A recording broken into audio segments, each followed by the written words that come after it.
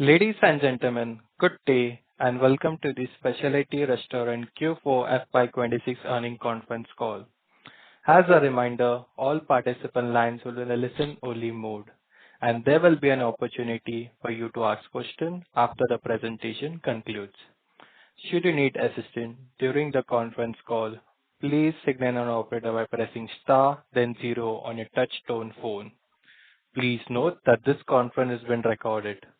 I now hand the conference over to Mr. Ashutosh Jyotiraditya from ICICI Securities. Thank you, and over to you, sir. Yeah, thank you, Julius. Hello and good afternoon, everyone present on the call. I, on behalf of ICICI Securities, welcome you on Speciality Restaurants Limited's Q4 FY26 earnings call. I would like to thank the management to give this opportunity of hosting the call. From the management, we have with us Mr. Avik Chatterjee, Whole-Time Director and CEO, and Mr. Rajesh Kumar Mohta, Executive Director of Finance and CFO. I now hand the call over to the management for their opening remarks, post which we will open the floor for the Q&A. Thank you, and over to you, sir. This is Rajesh Kumar Mohta, CFO of Speciality Restaurants Limited. On behalf of the management, we welcome all the participants to the investors call of the company after the approval of the results for Q4 of FY26 and financial year FY26 by the Board of Directors and submission to the stock exchanges as per the LODR guidelines. I hereby present the quarter highlights for your ready information, though the investors' presentations have been uploaded on the websites of stock exchanges. I'm happy to inform that for the last 19 quarters, company has been making consistent profits, and we have done a CAGR of 12.39% on revenues over last 5 years, with a CAGR of 11.16% on PAT for the 5 years period. Revenues during the quarter have grown by 13.65% over the quarter of the last year-on-year basis, with profit after tax increasing by 44.20%. The improvement in profitability is supported by same-store sales growth witnessed during the quarter, which had been 2.25% in the quarter compared to the previous year. You would be happy to note that because of the efficiencies despite inflationary trends, the gross margins for the company have improved from 69.1% to 70.4%, which has aided the improvement in the profitability. These were the few highlights which we wanted to bring to your reference. Now we leave it to yourself for the question answer session. Thank you. We will now begin the question and answer session. Anyone who wishes to ask question may press star and one on their touch-tone telephone. If you wish to remove yourself from the question queue, you may press star and two. Participants are requested to use handset while asking a question. Ladies and gentlemen, we'll wait for a moment while the question queue assembles.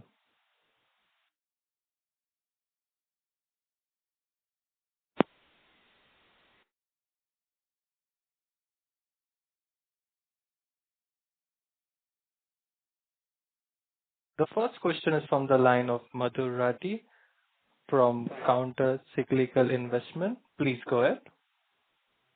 Sir, thank you for the opportunity. Sir, I wanted to understand regarding this, our Chinese or the Asian food segment. Sir, one of our competitors is getting Panda Express into India. So how should we look at it from a competitive intensity and market growth perspective going forward? Yeah, so this is Anjan Chatterjee. I was not supposed to be in the call.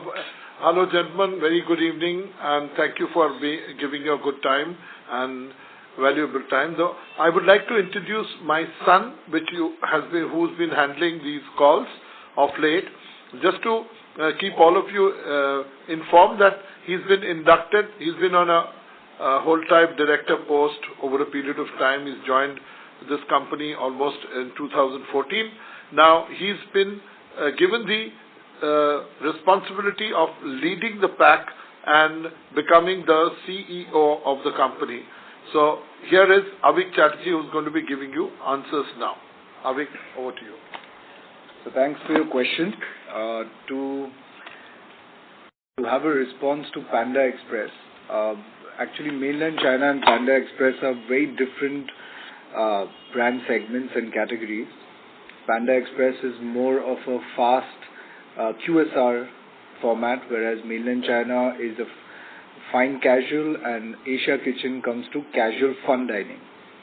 Hence, we do not see any threat or loss of business due to Panda Express coming in. So do we see the consumption pattern moving from casual or fine dining towards these fast QSR restaurants? Because another competitor, Chinese Wok, has raised a decent amount of funding. So I'm just trying to understand, can we move towards the fast QSR? Can we position ourselves towards the fast QSR segment going forward, or is consumption moving towards that segment? So while I appreciate your question, we actually already have a digital QSR brand that we've been growing at a big pace. It's called Haka, and why we call it digital QSR? Because it's a delivery first brand. And so we have, while understanding that our strengths of the company are into Asian dominant, which is Oriental cuisine, for which we want to be dominating the Asian segment in all different categories. You'll be happy to hear that we've launched our premium Asian dining restaurant as well, which is Gong in Bandra. Right after Gong comes in mainland China, which is our fine dining. Right under mainland China comes the price point of Asia Kitchen, which is more casual fun dining, and mainly located in high footfall locations like malls. And then we have Haka, which is a digital QSR, which is a delivery first model. So hence what happens is, because our knowledge of Asian cuisine and our strength is so much, since so many years of experience being 35 years, we're utilizing all our capabilities to come and bring it into various categories of Asian dominance. Hence, we're having an Asian brand for every price point. And going forward, we'll be doing the same cut, copy, paste expansion for our Asian brands. Sir, so understood. Sir, now what was the SSG for Q4 as well as for the full year FY26? As I mentioned earlier, sir, the SSG for Q4 was 2.25%, and for the year round it is 1.49%. 1.4. So now, if we see our other peers, they might not be like to like. Now, for example, this Barbecue Nation, they did 14% SSG in fourth quarter. So any reason why we are lagging on this parameter? And sir, what are we really doing to ramp up the SSG? And what is the SSG you are looking for in FY27?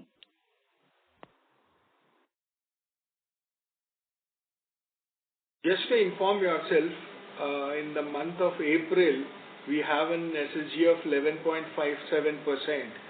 So effectively, the improvement has happened because of the increase in the dine-in covers across formats, across restaurants. So effort is on for increasing the dine-in revenues, because delivery in any which ways is growing for us. Okay, I'll butt in here. One of the reasons that the SSG was slower because of the fact that, our restaurants had not been renovated over a period of time. So what we have started doing, starting from the Andheri West, then the Pune, now Bangalore, etc. We are renovating, refurbishing it after almost 10 to 11 years. So everywhere we see the, renovation and refreshing being done, you will see an SSG growth. So going forward, like April onwards, we have around 4 of them in fold, which have been refreshed. As you know that mainland China continues to be a formidable brand in the area of Oriental cuisine. It is for one single reason that it has not been growing to that extent, because people were not necessarily, very happy with the renovation that it had to come in terms of refreshment, which we have done this. You will see in the coming quarters, as it is, he's already told you forward-looking, it is going to be double-digit going forward. Great, sir. That is really encouraging. And sir, so what is the kind of capex that we are looking for in FY27 on these renovations and on new store openings? This would be 40 crores. 40 crores. Okay, sir. And sir, just another question, sir. If we see our list of brands, brand-wise contribution, so then almost the bottom, I can see around eight brands, they're hardly contributing less than 10%. So is it really worth the effort? Sir, will it not be much better to focus on few key brands and really push them in a big way? I think that's very rightly pointed out by yourself.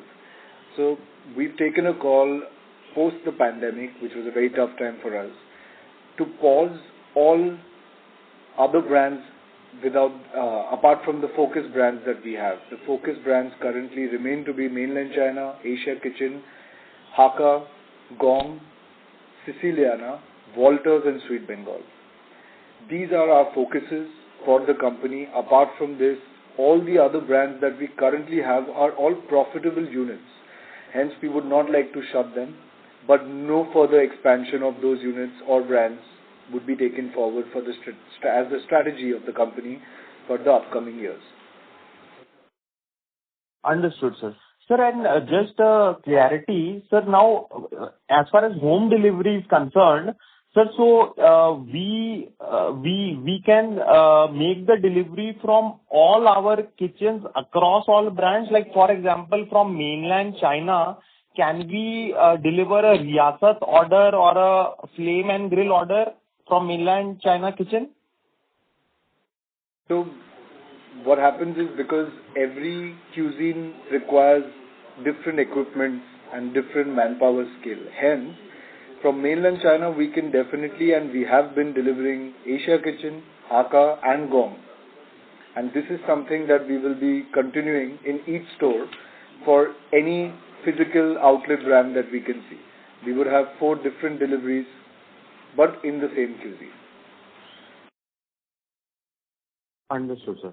And sir, as far as the foreign this thing is concerned, sir, is the understanding correct that the franchisee, we don't have to make any investment and the franchisee will pay 6% of the top line to us in terms of royalty? Yes, that's correct. Sir, so in India, are there no takers for such a model on a franchisee basis wherein we don't have to make any investment? So there are takers, but we need strategic partnerships. In India, the kind of partnerships that we keep on looking for, we need skin in the game from the investor. Why? Because these are not robotic functions. These are manpower related issues. And if someone does have the skill, know-how and passion to be running, and experience of course, to be running restaurants, that is a suitable partner for a long-term relationship. So whatever franchisees we have, like for example, we have, I understand 11 franchisees are there, and now we have like 7 franchisees remaining. So all of them are giving us 6% of their revenue per month as royalty. That's correct. Okay, sir. Understood. Sir, how should we look at the scalability of these brands? Because maybe prior to COVID, Asian cuisine was not so much focused. So how should we look at the scalability going forward over the next 3 to 5 years? We'll be continuing to, for example, Asia Kitchen is the perfect mall fit. That means with the growth of malls of India, Asia Kitchen could look forward to grow as well. That's our strategy for that brand. For Gong, we have found a premium Asian segment, which is double the average spend per cover of a mainland China. So what happens is our throughput is way higher and larger, And so we've just launched Gong in Bandra in Mumbai, where next month we'll be opening a Gong in Pune city, which is the second outlet of Gong in Pune city, and the following month we're going to be opening Gong in Delhi at Vasant Kunj. Hence what happens is, alongside the flagship brands, we also have a premium brand that we can go for the premium neighborhood and metro cities.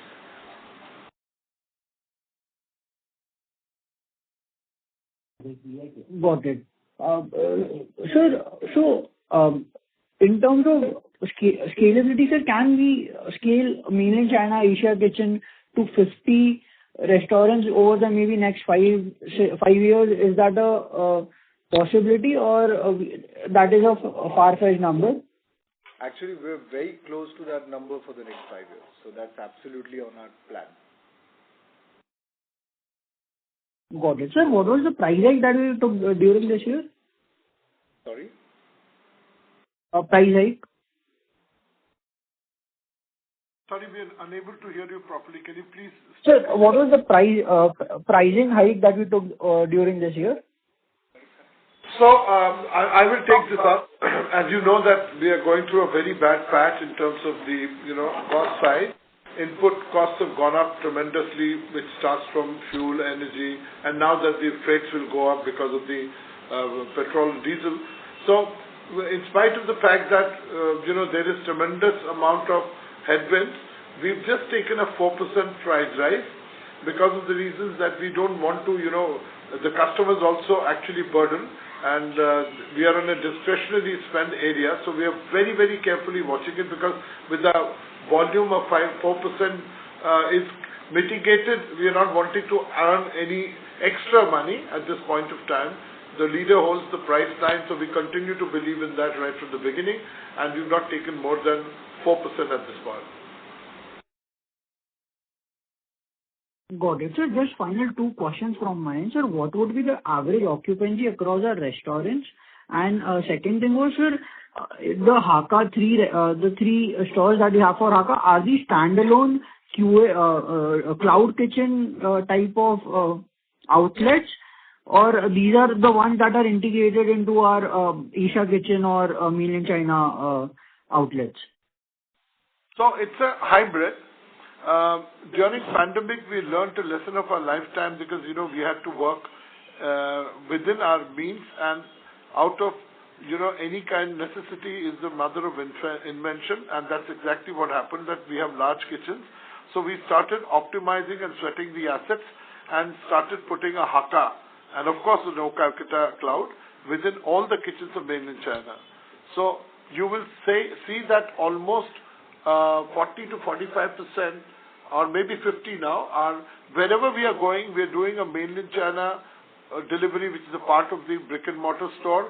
We are doing Haka, and we are adding along with that a No Calcutta. So going forward, this is the combination of a model. So 50 and the rest almost are independent, because the cloud kitchen model, as you know, Rebel, they have 5 to 6 brands, major brands, within one store area. That's the back of the store or the commissary. So it actually survives only when you have more than 3 to 4 brands in terms of store economics. So we have exactly done that, and you will be very happy to see that, in spite of the fact that there have been lots of ups and downs going in, but Haka is steadily growing, and we expect this to go to a very decent number in next 2 quarters. Okay, sir. Sir, thank you so much, and all the best. Thank you, sir. Thank you.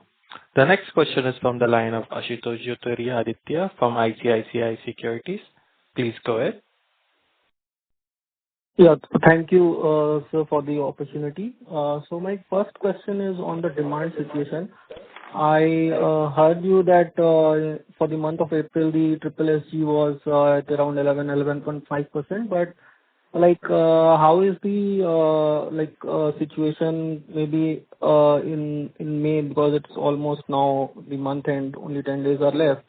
Why I'm asking this is that because we have seen that there has been some pressure on the consumer wallet now because of the anticipation of the inflation or the geopolitical uncertainties. So we have seen for some companies, or not exactly for the dining or the QSR sector, but in general for the staples or the grocery retailers, who have highlighted that there was some concern on the spending side.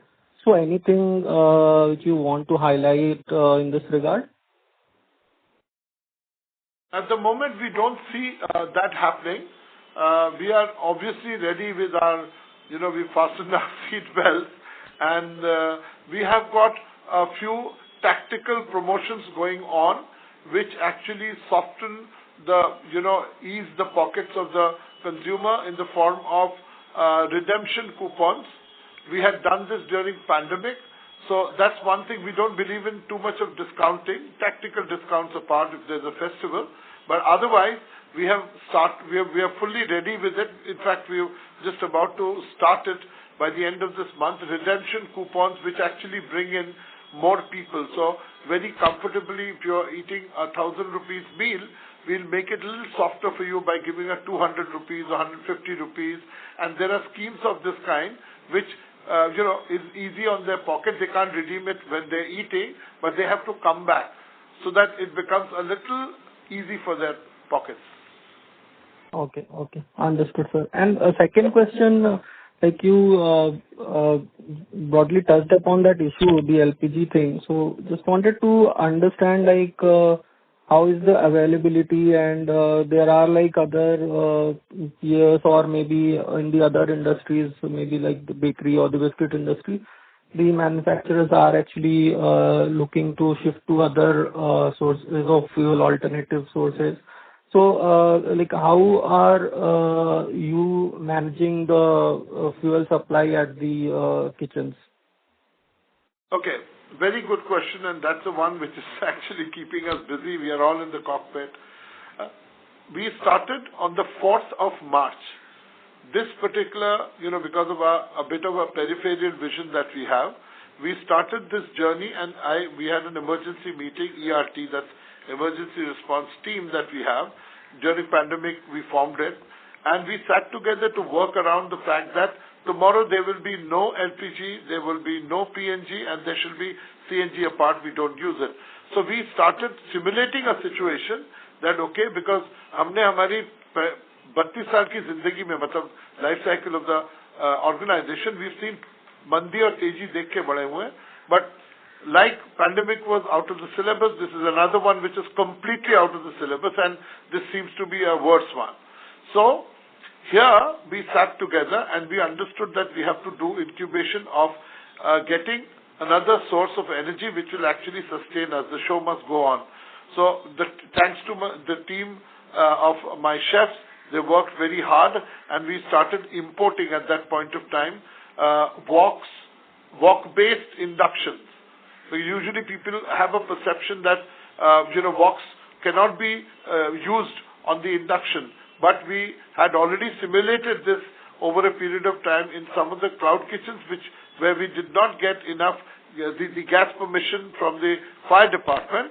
So these clouds were running successfully. We had done that experiment.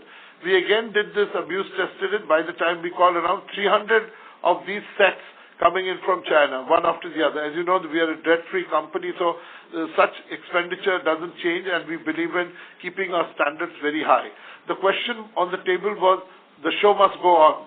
So as we talk, 78% of our whole restaurant chain, that includes the new restaurant chain called Siciliana, that's Italian, is now not run by fuel, which is, we are dependent on the international community, where the Honorable Prime Minister has been saying that there will be cuts, and of course from 2 bars to 1 bar, PNG is also gone. We knew this coming, and today being the biggest possible uncertain time ever come in the, history of the world order is changing. So we are prepared to 78%. We are going to 100% in exactly 20 days.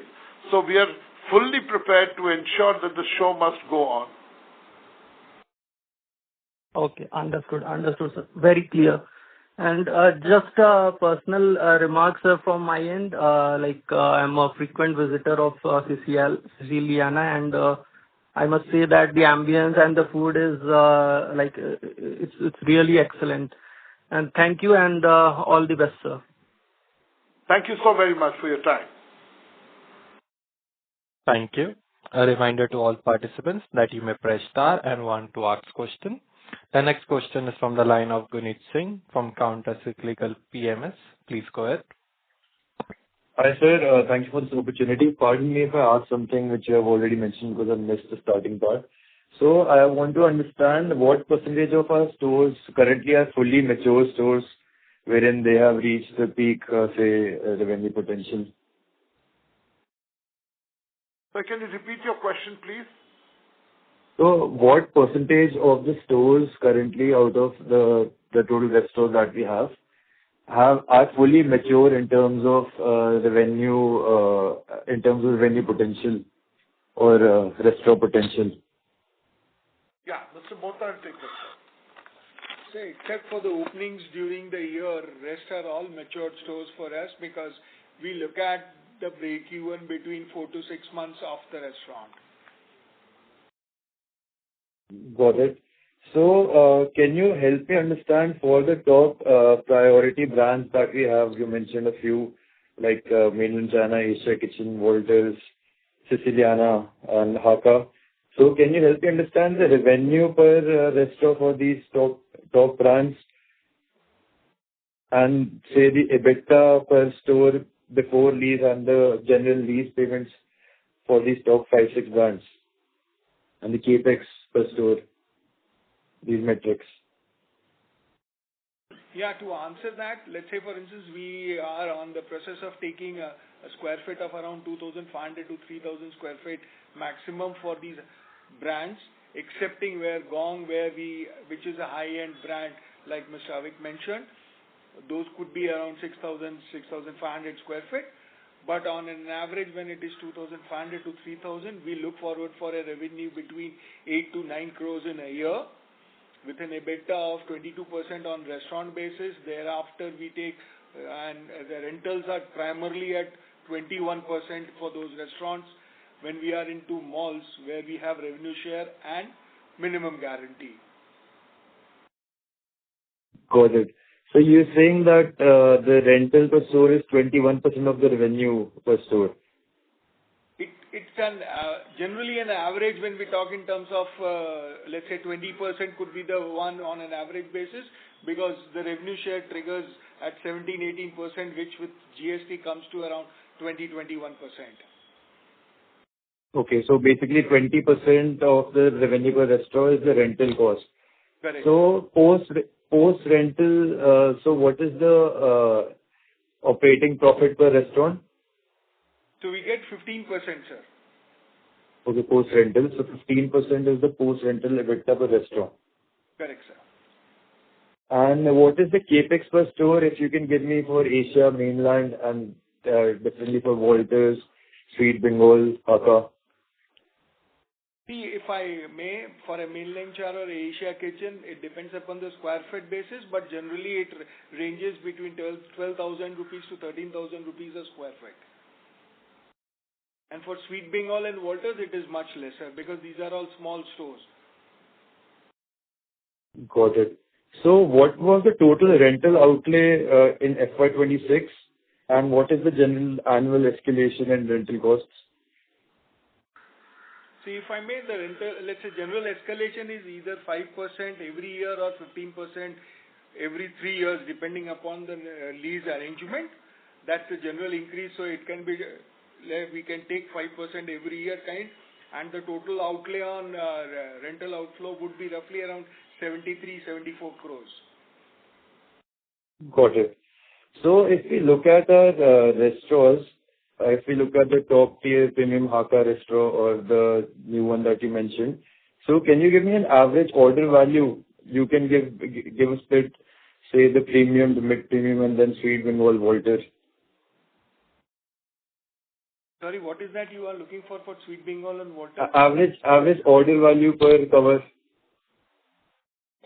or average order value for Walters would be roughly around 700 rupees, and for Sweet Bengal it is 400 rupees. Got it. And what about this is per cover, right? And what about Asia, Kitchen, Mainland China, and the premium ones that you mentioned? So Mainland China hovers around 1,200 to 1,300 rupees per cover. Per cover. Yes. Okay. Similarly is Siciliana to Mainland China. Asia Kitchen is around 1,000 to 1,100 rupees. Gong is around 2,500 to 3,000 rupees. Got it. So, based on the kind of clientele that we have, it looks like a kind of a clientele which is, say, upper middle class, which have a higher discretionary spend. So in general, if there's a scenario of inflation which we see currently, which can be a double-ended sword for rest of business, because number one, because of food inflation, and number two, because of cut in discretionary spends. So generally, I mean, historically, based on our clientele, do we see any significant reduction in the spend at our restaurants? No, we don't. Not as of now, for sure. Okay, so past scenarios with high inflation or some domestic shocks, apart from COVID, we did not see any change in dine-in patterns or delivery patterns. Not really. Got it. So we have about 150 CR plus of cash on our books. Now, pre-COVID, the number of outlets that we have reached those levels currently. So what are our growth plans for the current year and the next year? And are we looking at some massive expansion? Because now that we have experienced it all and we have seen that our restaurants seem to be working well. So are we in discussions of having some large-scale expansion plans of increasing the growth of expansion? Yes. In fact, this year itself, we have scheduled to launch 8 new restaurants, 15 new Walters, and 10 new Sweet Bengals. So that makes almost 32 new outlets operating only for this year, which would be growing year after year. Got it. And for these for the 8 restaurants, can you also give a breakdown and the total capex for these store expansions? 32 crores approximately for the restaurants, and rest around 5 CR for the QSR and confectionery. Got it. So total 37 CR of capex. Yes. So, sir, given that our share price has corrected significantly as well, and it is available at very cheap valuations currently, as opposed to the kind of brand that we have built, and the cash reserves that you have, are you in discussions for some share buyback, which will give very good returns if the promoters don't participate to the company?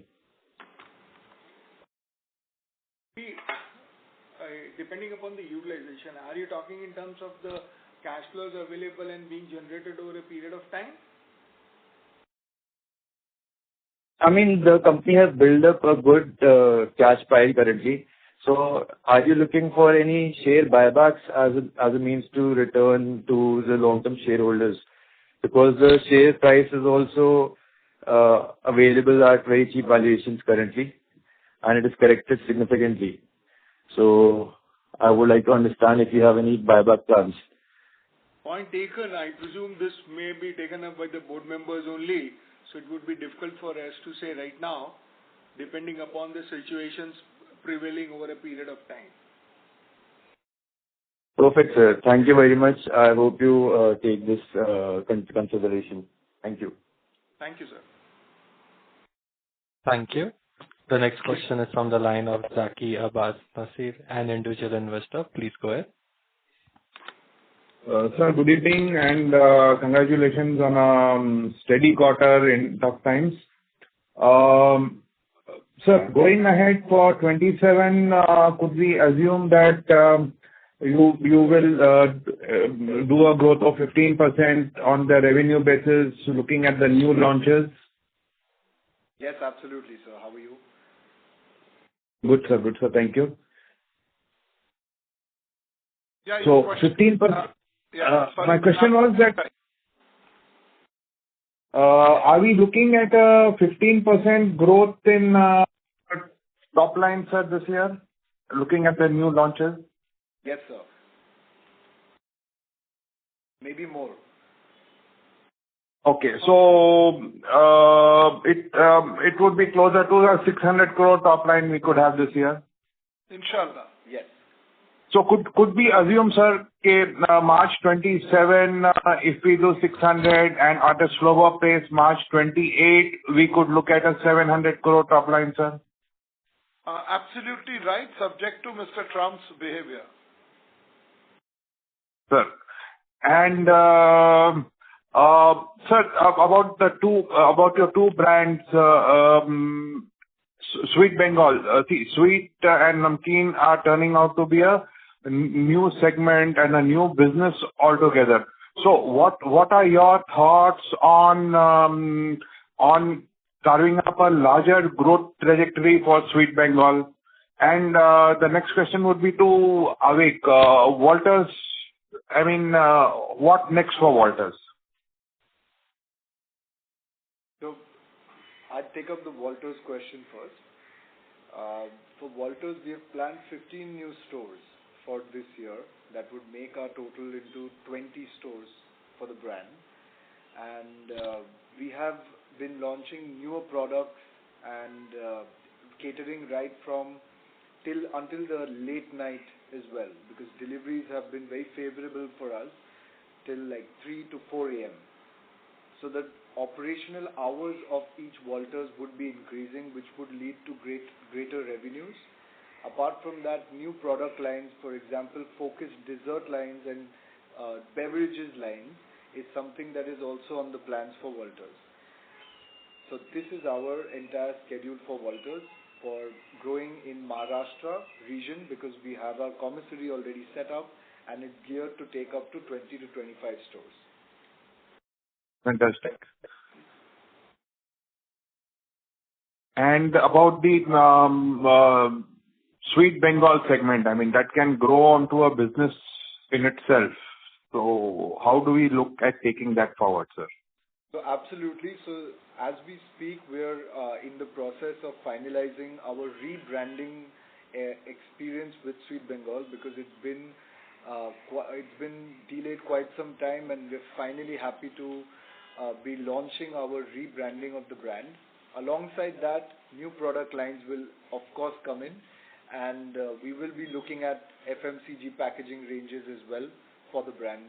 Once it's fully rebranded, stores are refreshed and new product lines are activated. Fantastic. And as of March end, what was the cash we have on books, sir? 162.48 crores. Fantastic. Thank you, sir, and best wishes for financial year 27. Thank you. Thank you so very much. Thank you. Thank you. The next question is on the line of Chandramouli Jagannathan, an individual investor. Please go ahead. Hello, sir. Most of my questions have been answered. I just wanted to know, the cash that you are talking about is a net cash? You don't have, it's a net cash on... So this is the cash which is there as treasury investment, sir. The net cash would be 103 crores. 103 crore. Oh, okay. Okay. So, and you were talking about the 15% growth in the top line. What is the bottom line that you expect, sir?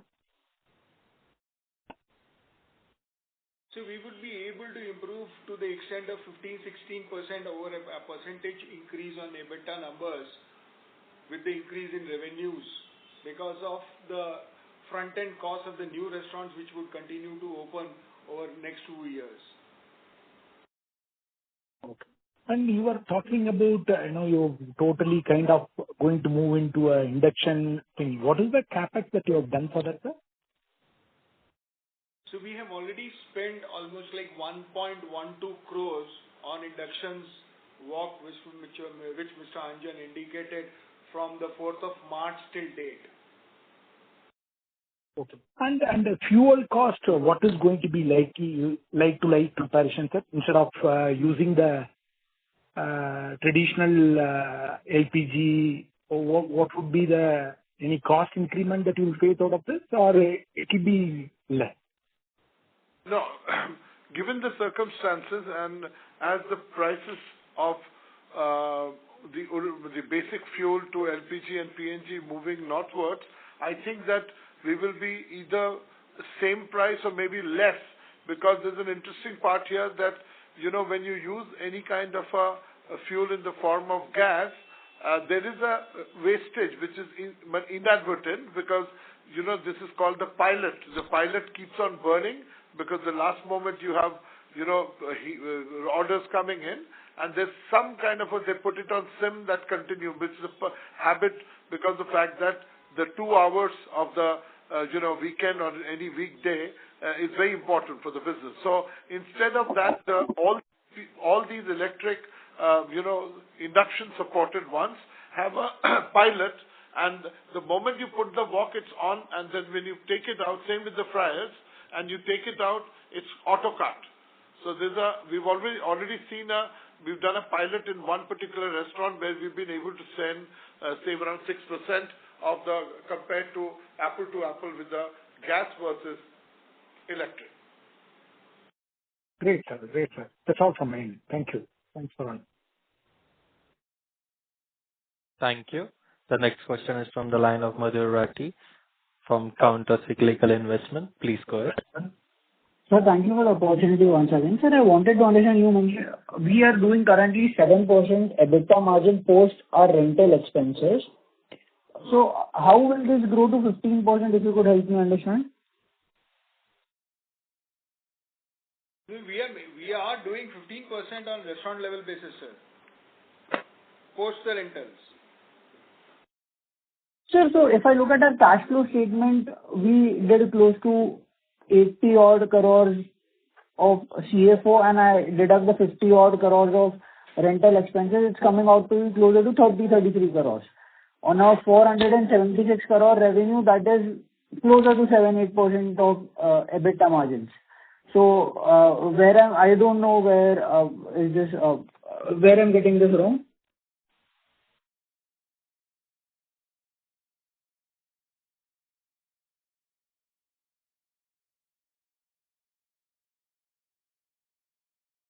So you are not hello.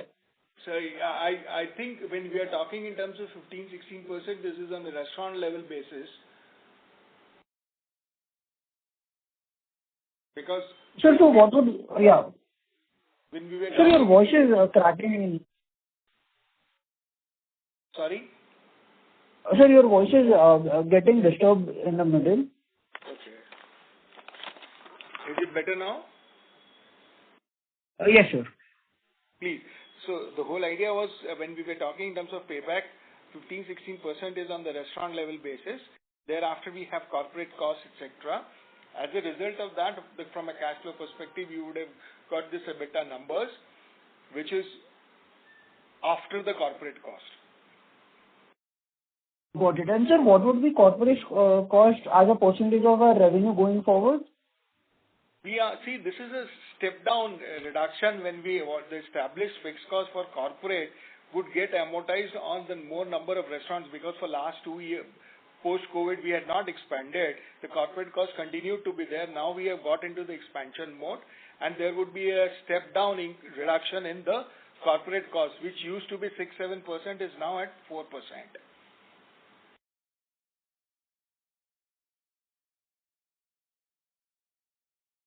Got it. And sir, I missed on the occupancy part, sir. What is our current occupancy at our current outlet across our outlets currently?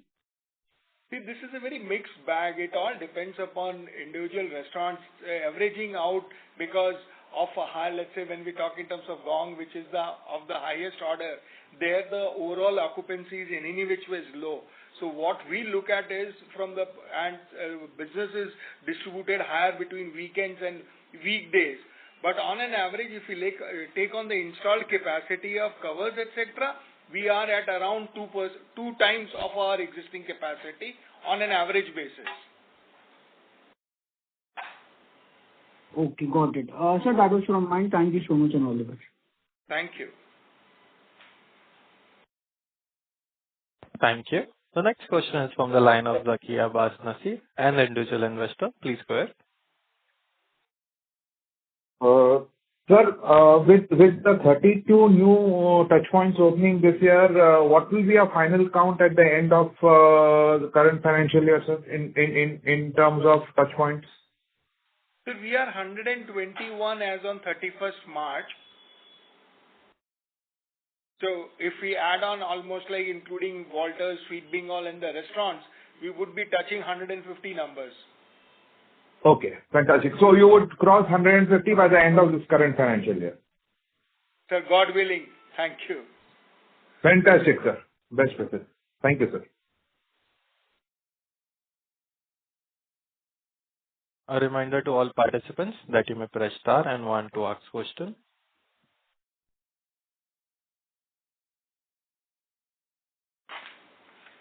A reminder to all participants that you may press star and one to ask question. As there are no further questions from the participants, I now hand the conference to the management for the closing comments.